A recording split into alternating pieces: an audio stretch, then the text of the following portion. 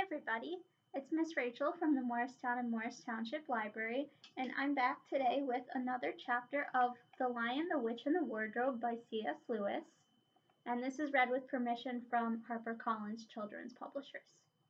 So today we're going to be reading chapter 10, which is called The Spell Begins to Break. So let's get started. Now we must go back to Mr. and Mrs. Beaver and the 3 other children.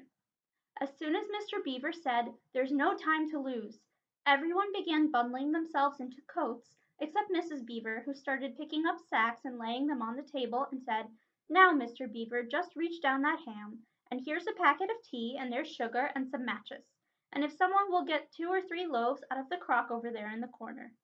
"What are you doing, Mrs. Beaver?" exclaimed Susan. "Packing a load for each of us, dearie," said Mrs. Beaver very coolly. "You didn't think we'd set out on a journey with nothing to eat, did you?" "But we haven't time," said Susan, buttoning the collar of her coat. "She may be here any minute." "That's what I say," chimed in Mr. Beaver. "Get along with you all," said his wife. "Think it over, Mr. Beaver. She can't be here for a quarter of an hour at least." "But don't we want as big a start as we can possibly get," said Peter, "if we're to reach the stone table before her?" "You've got to remember that, Mrs. Beaver," said Susan. "As soon as she has looked in here and finds we're gone, she'll be off at top speed." "That she will," said Mrs. Beaver, "but we can't get there before her whatever we do, for she'll be on a sledge and we'll be walking." "Then have we no hope?" said Susan. "Now don't you get fussing, there's a dear," said Mrs. Beaver, "but just get half a dozen clean handkerchiefs out of the drawer. Course we've got a hope. We can't get there before her, but we can keep under cover and go by ways she won't expect, and perhaps we'll get through." "That's true enough, Mrs. Beaver," said her husband, "but it's time we were out of this." "And don't you start fussing either, Mr. Beaver," said his wife. "There, that's better. There's 5 loads and the smallest for the smallest of us. That's you, my dear," she added, looking at Lucy. "Oh, do please come on," said Lucy. "Well, I'm nearly ready now," answered Mrs. Beaver at last, allowing her husband to help her into her snow boots. "I suppose the sewing machine's too heavy to bring?" "Yes, it is," said Mr. Beaver, "a great deal too heavy. And you don't think you'll be able to use it while we're on the run, I suppose?" "I can't abide the thought of that witch fiddling with it," said Mrs. Beaver, "and breaking it or stealing it, as likely as not." Here's Mr. and Mrs. Beaver. He's helping her put her boots on. "Oh, please, please, please do hurry," said the 3 children. And so at last they all got outside and Mr. Beaver locked the door. "It'll delay her a bit," he said, and they set off, all carrying their loads over their shoulders. The snow had stopped and the moon had come out when they began their journey. They went in single file. First Mr. Beaver, then Lucy, then Peter, then Susan, and Mrs. Beaver last of all.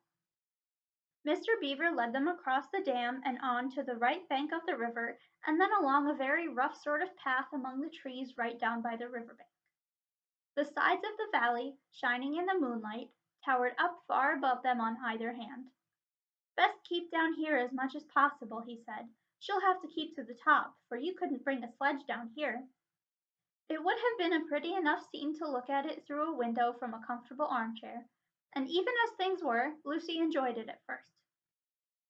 But as they went on walking and walking and walking, and as the sack she was carrying felt heavier and heavier, she began to wonder how she was going to keep up at all. And she stopped looking at the dazzling brightness of the frozen river with all its waterfalls of ice, and at the white masses of the treetops and the great glaring moon and the countless stars, and could only watch the little short legs of Mr. Beaver going pad, pad, pad, pad through the snow in front of her, as if they were never going to stop. Then the moon disappeared and the snow began to fall once more. And at last Lucy was so tired that she was almost asleep and walking at the same time, when suddenly she found that Mr. Beaver had turned away from the river bank to the right and was leading them steeply uphill into the very thickest bushes. And then as she came fully awake she found that Mr. Beaver was just vanishing into a little hole in the bank, which had been almost hidden under the bushes until you were quite on top of it. In fact, by the time she realized what was happening, only his short flat tail was showing. Lucy immediately stooped down and crawled in after him. Then she heard noises of scrambling and puffing and panting behind her, and in a moment all 5 of them were inside. "Wherever is this?" said Peter's voice, sounding tired and pale in the darkness.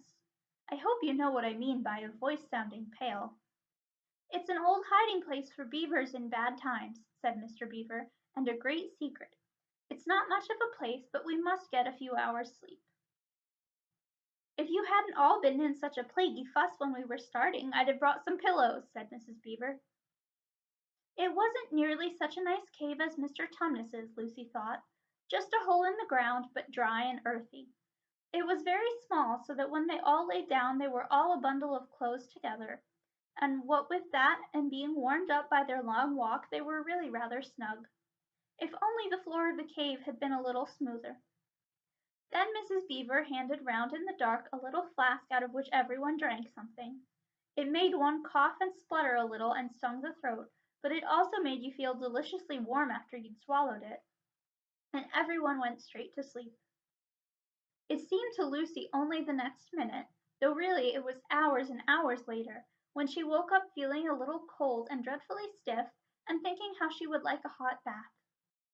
Then she felt a set of long whiskers tickling her cheek, and saw the cold daylight coming in through the mouth of the cave. But immediately after that she was very wide awake indeed, and so was everyone else. In fact, they were all sitting up with their mouths and eyes wide open, listening to a sound which was the very sound they'd all been thinking of, and sometimes imagining they heard, during their walk last night. It was a sound of jingling bells. Mr. Beaver was out of the cave like a flash the moment he heard it. Perhaps you think, as Lucy thought for a moment, that this was a very silly thing to do? But it was really a very sensible one. He knew he could scramble to the top of the bank among bushes and brambles without being seen, and he wanted above all things to see which way the witch's sledge went. The others all sat in the cave waiting and wondering. They waited nearly 5 minutes. Then they heard something that frightened them very much. They heard voices. "Oh," thought Lucy, "he's been seen. She's caught him."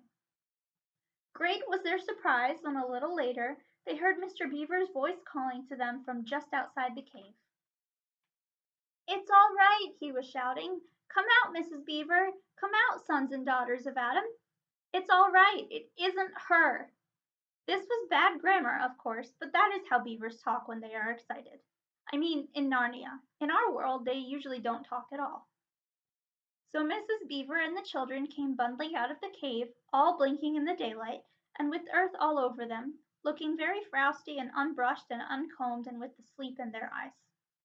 "Come on!" cried Mr. Beaver, who was almost dancing with delight. "Come and see! This is a nasty knock for the witch. It looks as if her power is already crumbling." "What do you mean, Mr. Beaver?" panted Peter as they all scrambled up the steep bank of the valley together. "Didn't I tell you," answered Mr. Beaver, "that she'd made it always winter and never Christmas? Didn't I tell you? Well, just come and see." And then they were all at the top and did see. It was a sledge, and it was reindeer with bells on their harness. But they were far bigger than the witch's reindeer, and they were not white, but brown. And on the sledge sat a person whom everyone knew the moment they set eyes on him. He was a huge man in a bright red robe, bright as holly berries, with a hood that had fur inside it, and a great white beard that fell like a foamy waterfall over his chest. Everyone knew him because, though you see people of his sort only in Narnia, you see pictures of them and hear them talked about even in our world, the world on this side of the wardrobe door. But when you really see them in Narnia, it is rather different. Some of the pictures of Father Christmas in our world make him look only funny and jolly. But now that the children actually stood looking at him, they didn't quite find it like that at all. He was so big and so glad and so real that they all became quite still. They felt very glad, but also solemn. "I've come at last," said he. "She has kept me out for a long time, but I have got in at last. Aslan is on the move. The witch's magic is weakening." And Lucy felt running through her that deep shiver of gladness which you only get if you are being solemn and still. "And now," said Father Christmas, for your presents. There is a new and better sewing machine for you, Mrs. Beaver. I will drop it in your house as I pass."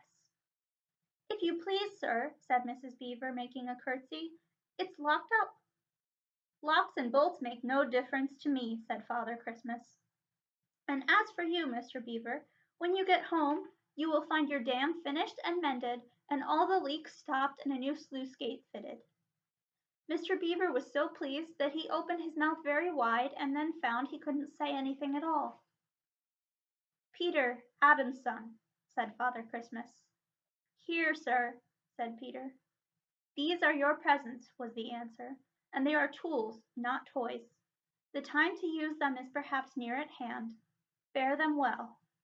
With these words he handed to Peter a shield and a sword. The shield was the color of silver, and across it there ramped a red lion, as bright as a ripe strawberry at the moment you pick it. The hilt of the sword was of gold, and it had a sheath and a sword belt and everything it needed, and it was just the right size and weight for Peter to use.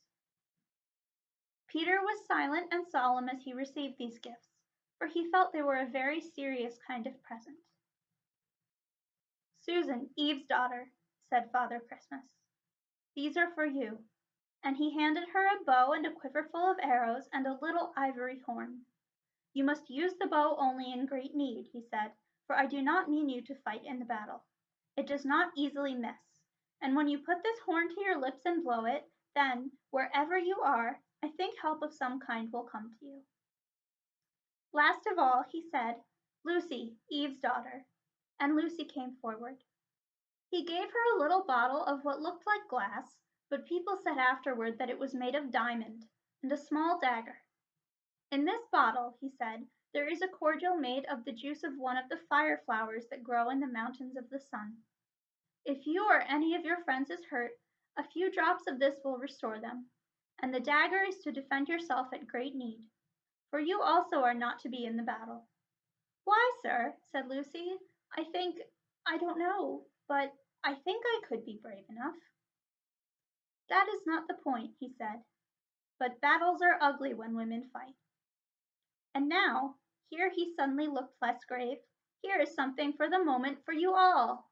And he brought out, I suppose from the big bag at his back, but nobody quite saw him do it, a large tray containing 5 cups and saucers, a bowl of lump sugar, and a jug of cream, and a great big teapot all sizzling and piping hot. Then he cried out, "Merry Christmas! Long live the true king!" and cracked his whip, and he and the reindeer and the sledge and all were out of sight before anyone realized that they had started. Peter had just drawn his sword out of its sheath and was showing it to Mr. Beaver when Mrs. Beaver said, now then, don't stand talking there till the tea's got cold, just like men. Come and help to carry the tray down and we'll have breakfast. What a mercy I thought of bringing the bread knife." So down the steep bank they went, and back to the cave, and Mr. Beaver cut some of the bread and ham into sandwiches, and Mrs. Beaver poured out the tea, and everyone enjoyed themselves. But long before they had finished enjoying themselves, Mr. Beaver said, "Time to be moving on now." And that's the end of chapter 10. Christmas in Narnia! Yay! So I hope you all enjoyed. Have a good day, and see you next time for chapter 11.